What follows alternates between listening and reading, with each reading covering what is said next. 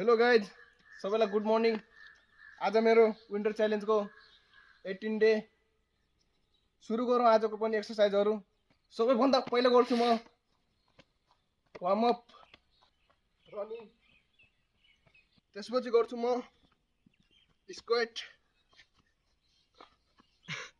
त्यसपछि लगाउँछु मैले पुसअप्स। पुसअपले हाम्रो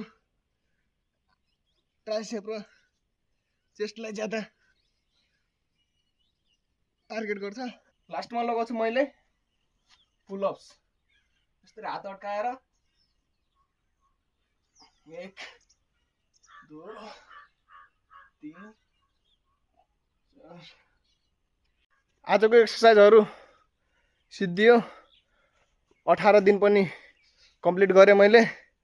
अब केही दिन बचेका छन्, 21 दिन कम्प्लिट गर्न। भेटौँला भोलिको भिडियोमा। सबैलाई धन्यवाद भिडियो हेरिदिएकोमा।